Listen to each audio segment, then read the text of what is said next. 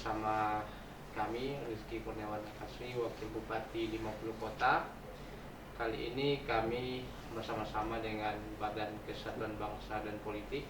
Saya yakin bahwa sebagian besar daripada masyarakat tidak terlalu mengenal dengan OPD ini dan juga tidak akan terlalu memahami apa tugas dan fungsi daripada Badan Kesatuan Bangsa dan Politik ini. Karena itulah pada kesempatan ini kami hadir untuk memberikan penjelasan kepada warga 50 kota agar kita mengetahui tentang Badan Kesatuan Bangsa dan Politik ini. Ada Pak Kepala Badan, ada Pak Sekretaris, kemudian ada juga udah Kepala Bidang yang hadir bersama kami pada sore hari ini. Baik, Pak Kepala Badan, mohon berikan penjelasan kepada warga kita, apa sih sebenarnya OPD ini, tugas dan fungsinya gitu. Silakan Pak. Assalamualaikum warahmatullahi wabarakatuh. Waalaikumsalam. Terima kasih banyak kami sampaikan kepada Pak Wakil Bupati yang memberikan kesempatan kepada kita, kami di Kesbangpol Kabupaten Bogor Kota, untuk menyapa masyarakat kita tentang apa yang menjadi tugas dari kami di Kesbangpol.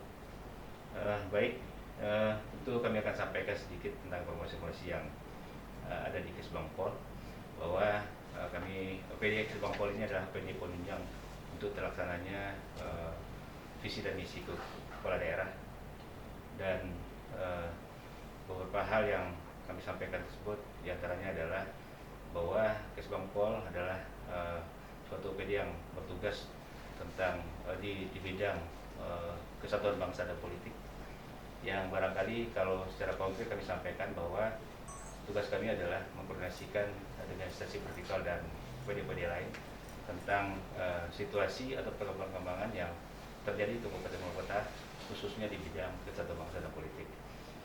Mungkin yang lebih konkret lagi kami sampaikan bahwa Kesbangpol tentunya mempunyai koordinasi yang lebih besar kepada Forkopimda dan instansi vertikal lainnya, dan terkhusus juga pada pelaksanaan pemilihan legislatif dan pilpres, kemudian juga pilkada, kami lebih berat ke koordinasi dengan KPU dan Bawaslu. Barangkali itu informasi awal yang dapat kami sampaikan. Oke, terima kasih. Berapa bidang yang ada di badan? Berapa bidang yang ada? Ya, untuk di Kesbangpol 50 Kota, kita punya satu sekretariat dan 3 bidang. Kemudian setiap bidang kita didukung oleh kepala bidang subbidang di bidang-bidangnya, kemudian 3 subbagian di sekretariat daerah. Kemudian juga kami sampaikan tambahan bahwa di 50 kota kami didukung oleh 32 personil, mulai dari kepala badan, kemudian sekretaris, kepala bidang, kemudian pejabat setempat, dan staf yang ada di Kesbangpol 50 kota. Oke, terima kasih dah. Tadi udah sampaikan bahwa kita ada 3 bidang. Bidang apa saja itu dah? 3 bidang ini. Bidang itu pertama adalah bidang politik dalam negeri. Itu kalau kita sampaikan Pak, mohon bahwa itu politik dalam negeri itu lebih bertugas kepada koordinasi di bidang-bidang perpolitikan. Mereka dikepalai oleh Pak Ali Firdaus. Kemudian itu lebih berat koordinasinya ke partai politik. Kemudian juga pada pelaksanaan pemilu juga itu lebih berat koordinasinya ke KPU dan Bawaslu. Kemudian satu lagi dikepalai oleh Pak Zuhardi, itu bidang ideologi dan wawasan kebangsaan. Kalau kita rinci satu persatu, mungkin kegiatan yang lebih banyak adalah ini kegiatan yang bersifat tentang bagaimana masyarakat dan termasuk ASN juga itu lebih memperdalam atau mempertebal rasa kebangsaan. Nah, kita nanti berupaya untuk itu dan dikepalai oleh Pak Zuhardi. Satu bidang lagi, bidang kami biasa menyebut KPM, kewaspadaan dan pemberdayaan masyarakat, itu dikepalai oleh Pak Rasdison. Kemudian kalau kita berikan sedikit gambaran mungkin dengan bidang ini adalah bidang bertugas tentang bagaimana kita memperbaiki pola tingkah masyarakat kita, jangan sampai terjebak ke dalam pergaulan yang bebas, kemudian juga pengaruh obat terlarang. Di sini ada kegiatannya tentang antisipasi penggunaan narkoba. Terima kasih dah. tadi ada bidang politik dalam negeri ya, dah bisa udah uraikan lebih detail kira-kira pada bidang muda ini apa saja program-program yang kita lakukan. Baik, terima kasih Pak Babu. Assalamualaikum warahmatullahi wabarakatuh. Selamat sore warga Kabupaten Mojokerto Kota. Jadi kami salah satu bidang di Badan Kesbangpol Kabupaten Mojokerto Kota. Dari 3 bidang, kami bidang politik dalam negeri yang biasanya kami sebut bidang Poldagri. Jadi di bidang Poldagri ini kami ada 2 subbid. Pertama subbid fasilitasi partai politik dan hubungan antar lembaga. Yang kedua fasilitasi bantuan partai politik dan organisasi kemasyarakatan. Jadi kami sebagai kepala bidang Poldagri, salah satu tusi kami yaitu perumusan kebijakan menyangkut dengan pendidikan politik dan organisasi kemasyarakatan. Yang kedua perumusan kebijakan bantuan partai politik dan organisasi kemasyarakatan. Itu tusi kami yang ada di Poldagri pada Badan Kesbangpol Kabupaten Mojokerto. Terima kasih. Kalau dalam bidang pendidikan politik dah, apa saja yang udah lakukan kepada warga 50 kota? Ya, terima kasih Pak Babu. Jadi kalau untuk pendidikan politik, biasanya kami kemarin ini waktu pileg pemilihan legislatif 2019 dan pemilihan presiden itu kami dapat anggaran dari pemerintah daerah Kabupaten Kota untuk mengadakan semacam sosialisasi kepada seluruh masyarakat di Kabupaten Kota, tapi bukan memang secara seluruh masyarakat, cuma terpilih kami adakan di seluruh kecamatan yang ada di Kabupaten Kota, sebanyak 13 kecamatan. Itu kami adakan di masing-masing kecamatan. Jadi per kecamatan itu memang terbatas. Kami adakan, kami undang tokoh-tokoh masyarakat, tokoh agama, Bondo Kandung, generasi muda untuk mendengarkan sosialisasi yang menyangkut dengan pemilihan presiden dan pemilihan legislatif. Jadi masing-masing kecamatan itu maksimal 50 orang per kecamatan. Jadi untuk sosialisasi ini narasumbernya berasal dari kita sendiri, dari Kesbangpol, menyangkut pelaksanaan Undang-Undang Nomor 17 tentang Pemilu, dan juga narasumber dari KPU Kabupaten Mojokerto dan juga narasumber dari Bawaslu Kabupaten Mojokerto. Jadi memang sibuknya bidang Poldagri ini pas pemilihan legislatif dan pemilihan presiden. Dan mungkin 2024 kita mulai lagi karena masa tugas yang pemerintah daerah yang kita pilih tahun 2020 kemarin itu cuma 3,5 tahun. Jadi 2023 kita sudah persiapan lagi untuk pemilihan kepala daerah dan juga pemilihan presiden dan juga pemilihan legislatif. Demikian. Oke dah, tadi ada kegiatan-kegiatan dalam rangka pendidikan politik. Apa target yang ingin kita capai dari pendidikan politik ini?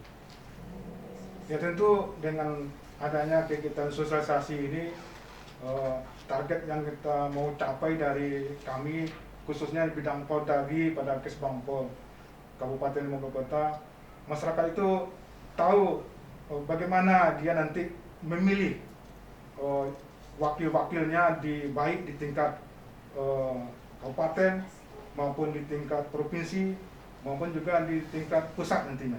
Dan juga tahu bagaimana masyarakat itu tentang pemimpin yang akan dia pilihnya untuk masa bakti 5 tahun ke depannya. Jadi masyarakat itu tidak memilih kucing dalam karung gitu kan. Jadi di situ tergambar siapa-siapa saja yang calon-calon yang akan dipilih oleh masyarakat, tentu kami gambarkan di situ. Jadi masyarakat bisa lebih mengetahui khususnya pemimpin yang ada di Kabupaten 50 Kota. Oke, terima kasih. Nah, ini saya mau tukar topik sedikit nih. Nah, misalnya di tengah masyarakat kita ada informasi ada semacam tokoh-tokoh yang dalam tanda petik ulama tapi mengajarkan ajaran menyimpang misalnya. Nah, dalam konteks ini apa peran daripada Badan Kesbangpol? Terima kasih Pak Bu. Kita coba menanggapi. Kita di Kesbangpol ada yang namanya tim pengawasan aliran kepercayaan masyarakat. Kemudian tim ini tentunya sudah terdiri dari beberapa unsur, dari Polri, kemudian dari unsur masyarakat dan tokoh masyarakat serta alim ulama. Juga terhadap di dalamnya adalah dari unsur MUI. Kita melihat seperti yang disampaikan Pak Wabub tadi, apabila kita melihat ada dari pergerakan masyarakat kita kira-kira menyimpang, kita akan mengumpulkan informasi. Karena tim ini selalu kita adakan pertemuan minimal 1 kali dalam sebulan. Dan tidak tertutup kemungkinan apabila kita butuhkan, kita akan melakukan lebih dari sekali pertemuan. Dalam pertemuan tentu kita bahas dan menyampaikan informasi dari beberapa pihak. Kemudian informasi itu kita himpun lebih banyak lagi ke lapangan. Bisa jadi dengan mendatangi ke masyarakat di tempat terjadinya isu tersebut. Kemudian berdasarkan itu kita mendalami dengan meminta informasi kepada yang bersangkutan, bisa jadi dengan masyarakat setempat, dan berdasarkan itu kita nanti akan berikan semacam pandangan kepada MUI dan alim-alim ulama kita di 50 kota, dan tentunya ini akan menjadi ranah dari MUI untuk memutuskan apakah ada tersesat atau tidak. Barangkali itu Pak. Jadi intinya adalah kita memberikan informasi dan menghimpun lebih luas lagi informasi-informasi di tengah masyarakat. Oke, nah artinya kalau saya menyimpulkan begini, betul atau enggak ada? Jadi tugas dari Badan Kesbangpol dalam hal ini adalah menghimpun informasi untuk merekomendasikan tindakan-tindakan preventif yang mungkin bisa diambil oleh pihak terkait agar tidak timbul kerusuhan. Mungkin seperti itu ya. Ya, oke. Nah, banyak orang mengatakan bahwa Kesbangpol itu seharusnya menjadi mata dan telinga kepala daerah. Itu apa maksudnya? Mata dan telinga kepala daerah ini apa maksudnya? Terima kasih Pak. Betulnya ini yang suatu hal yang kita berjalan di fungsi Kesbangpol di jalurnya. Sebetulnya yang mungkin dimaksud adalah kita adalah seharusnya setelah ini kita mendapatkan informasi lebih dulu daripada orang lain. Artinya belum terjadi kita sudah mendapatkan informasi itu. Ya. Itu yang menjadi suatu hal yang ideal barangkali yang kami sampaikan. Artinya kita melihat apa-apa yang akan terjadi ke depan. Kita melihat apa yang terjadi ke depan dan kita bisa mengantisipasi supaya hal buruk yang akan terjadi itu bisa kita kalau bisa tidak terjadi dan paling tidak kita minimalisir. Dalam hal ini kita sudah lakukan. Barangkali dengan tim-tim tadi yang kami sebutkan, itu adalah suatu hal yang antisipasi tentang terjadinya hal-hal kekacauan terutama di 50 kota. Kemudian juga hal-hal yang mungkin akan terjadi yang kita minimalisir terhadap terjadi kejadian yang buruk terjadi di 50 kota. Artinya lebih kurang mungkin sama seperti fungsi intelijen lah ya. Ya, karena di Kesbangpol juga kita punya suatu tim yang namanya TKDPD Pak. TKDPD itu tim kewaspadaan dini pemerintah daerah. Juga terdiri dari Polri dan Kejaksaan, kemudian juga ada di dalamnya unsur-unsur intelijen lainnya. Kemudian berdasarkan itu informasi-informasi, tidak saja informasi yang sudah terjadi di 50 kota, bahkan informasi-informasi di luar daerah, bahkan di luar negeri pun terjadi sesuatu kita sudah harus antisipasi di dalam daerah kita. Oke dah. Oke, tadi ada bidang ideologi dan wawasan kebangsaan ya dah. Mohon berikan penjelasan kepada warga kita dan kira-kira dalam bidang ini apa program atau peran yang kira-kira ada. Baik, terima kasih. Bidang ideologi wawasan kebangsaan itu kita punya 2 sub bidang, satu sub bidang bina ideologi, dan yang kedua adalah sub-bidang bina wawasan kebangsaan. Kegiatan yang kita laksanakan pada hari ini adalah kegiatan yang berkaitan dengan kegiatan bela negara, yang salah satu bidang sub-bidang bina ideologi. Itu kita melaksanakan beberapa kegiatan peringatan hari besar, tetapi itu bersumber daripada kegiatan-kegiatan bela negara yang terjadi di daerah kita. Ada 7 titik kegiatan peringatan yang kita lakukan, bisa bentuknya upacara dan bentuknya event. Yang 7 titik itu adalah di awal dari pada tanggal 10 Januari, itu di Pandam Gadang, yaitu peristiwa gugur 9 Syuhada yang memutuskan jembatan supaya Belanda tidak sampai aksesnya ke Kota Tinggi Butulu, sehingga di sana gugur 9 orang dan peringatan pada tanggal 10 Januari setiap tahunnya. Dan lanjut dengan kegiatan 15 Januari di Situjuh. Ini sangat meriah biasanya. Biasanya upacara dihadiri oleh tokoh-tokoh nasional, dan kemarin terakhir adalah dihadiri oleh Pak Muldoko, dan kemudian biasanya gubernur juga yang sebagai inspektur upacara di sana. Dan kemudian berikutnya adalah tanggal 10 Juni, itu Kota Tua Lautan Api. Jadi 7 kita peringati, itu bentuknya event. Eventnya bisa bentuk lomba lagu perjuangan, lomba pidato perjuangan, lomba visi perjuangan. Dan kemudian lanjut pada tanggal 6 dan 7 Juli, itu di Kota Kocek dan Parangjepang. Itu juga bentuknya event, laksanakan di sana. Dan kemudian lanjut pada 19 Desember, itu hari puncaknya, Hari Bela Negara. Nah, Hari Bela Negara ini kita peringati biasanya secara skalanya nasional. Kadang-kadang itu dilahirkan bentuk peraturan bupati 50 kota, dan itu kita laksanakan setiap tahunnya sesuai dengan kondisi keuangan yang ada. Kemudian yang terakhir adalah tanggal 22 Desember, itu diperingati di Halaban, di Tanjung Bodan, tepatnya sana. Nah, itu yang dilakukan oleh Subidang. Kemudian itu bentuknya juga event. Nah, karena kita bikin drama kolosal, drama perjuangan yang kita buat di sana, dan kita lombakan juga. Itu biasanya audiens kita adalah para pelajar. Kemudian kegiatan berikutnya di bidang ideologi itu ya bimbingan teknis bela negara.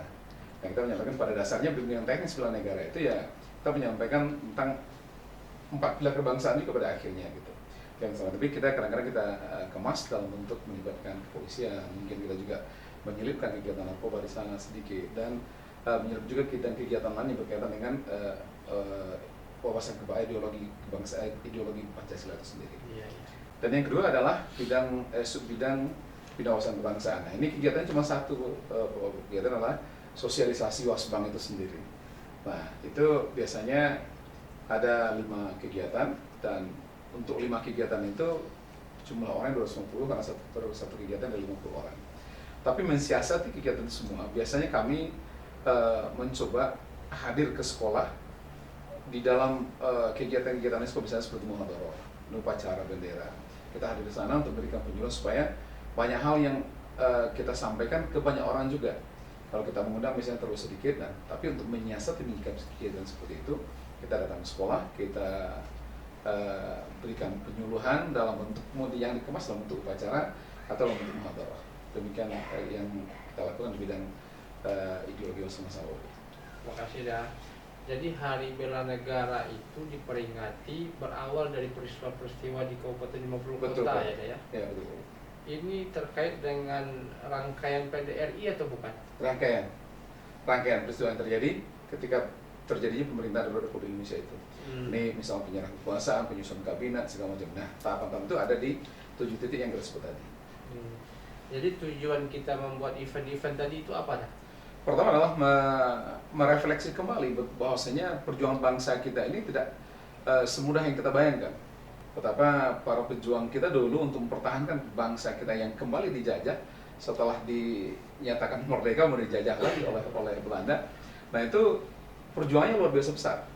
Sehingga tentu kita perlu mengenang itu, kita perlu mengetahui, masyarakat secara luas perlu mengetahui atau pentingnya peristiwa itu, sehingga kita semuanya harus memiliki rasa nasionalisme yang tinggi.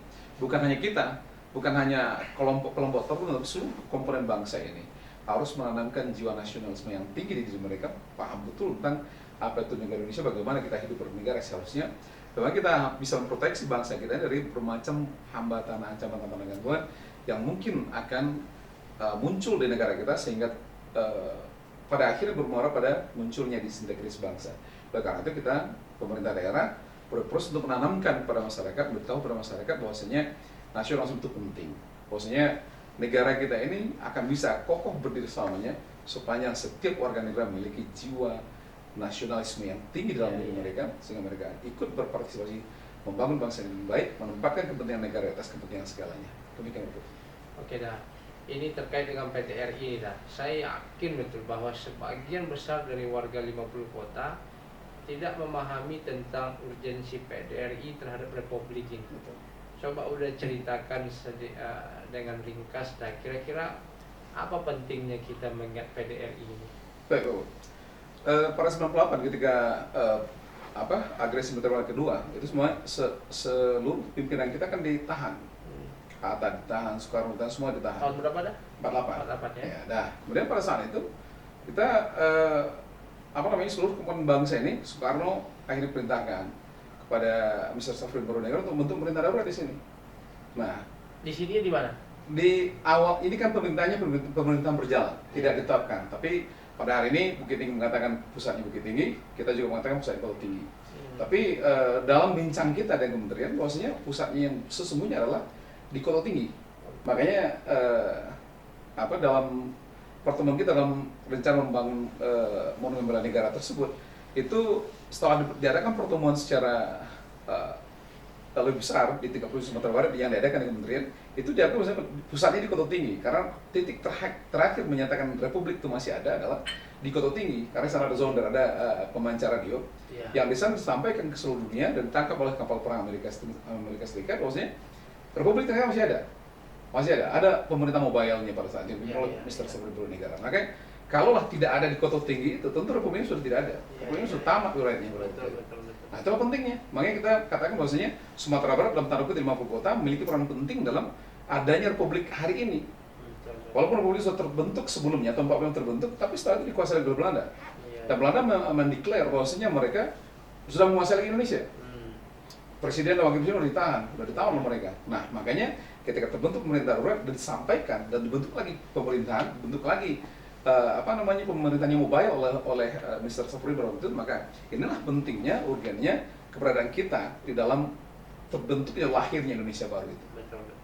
Artinya kalaulah dulu tidak ada PDRI di 50 kota, mungkin Republik ini nggak ada lagi sekarang. Ya, belum pasti ada. Begitu penting ya. Yo. Oke dah, terima kasih dah. Oke dah, momen terakhir dah. Kira-kira apa potensi konflik yang kemungkinan ada di 50 kota sekarang? Terima kasih Pak Bupati. Kebetulan kita dalam pemantauan dari tim kita terutama untuk melihat hal-hal yang berpotensi untuk terjadinya konflik. Tapi ini sebetulnya tidak kita harapkan. Dan kalau bisa kita antisipasi ke depan. Tapi potensi tetap ada. Kita yakin tidak saja di 50 kota, tapi daerah lain juga kita yakin masih ada. Tapi potensi kalau bisa kita antisipasi dan kita minimalisir. Pertama tentu kita melihat Pak, dengan sekarang adanya berbagai pembangunan di ibu kota, tentu ini akan membuat hal yang positif lebih banyak, tetapi tetap ada unsur negatif atau potensi-potensi yang terjadi. Kita lihat saja misalnya di objek wisata Lembah Harau, itu sangat berkembang, dan perkembangan itu tentu akan terlihat oleh kami bahwa tentu akan banyak di situ kepentingan. Artinya mungkin perdagangan, mungkin kasih itu pendapatan oleh masyarakat dan sebagainya. Bahkan bisa jadi kepincangan dari penghasilan masyarakat. Ini perlu kita antisipasi ke depan bahwa itu potensinya ada dan kalau bisa jangan sampai terjadi. Kemudian hal-hal lain mungkin yang akan terjadi, tetapi mudah-mudahan dapat kita antisipasi terhadap pembangunan monumen juga. Sekarang monumen kita sudah berdiri. Kemudian sementara infrastruktur ke sana menuju monumen masih dalam keadaan yang belum bagus, belum layak. Ini juga akan terjadi, ada kemungkinan terjadi konflik. Kemudian juga mau tidak mau monumen itu walaupun dalam belum pengerjaan 100%, itu sudah menjadi yang sudah dilirik menjadi objek wisata. Masyarakat sudah datang ke sana. Kemudian sudah ada keramaian. Juga pengawasan kita nilai tentu akan dalam kondisi sekarang masih sangat minim. Ini bisa jadi akan memicu kenakalan remaja, karena daerah sana adalah daerah yang sepi dan sebagainya. Kemudian juga di sana sudah ada semacam pendapatan dalam arti mungkin bisa jadi masyarakat sudah memberikan jasa di sana dalam itu akan membuat potensi itu tetap ada dan beberapa potensi lain yang akan mungkin terjadi, Pak. Oke, maka dalam sekian banyak potensi konflik itu peran Kesbangpol adalah melakukan deteksi dini ya, untuk merekomendasikan kebijakan yang mungkin harus diambil oleh kepala daerah untuk menghindari potensi konflik terjadi. Ya, oke. Dari Pak Sekretaris, kalau ada yang mau ditambahkan silakan. Bu, kami menambahkan tugas kami yaitu membantu kepala badan dalam merencanakan program kerja di badan dan seterusnya memberikan layanan teknis administrasi termasuk organisasi yang ada di Badan Kesbangpol dan juga membimbing, membina dan mengawasi bagian keuangan, bagian perencanaan umum, perencanaan program, bagian pegawaian umum, dan juga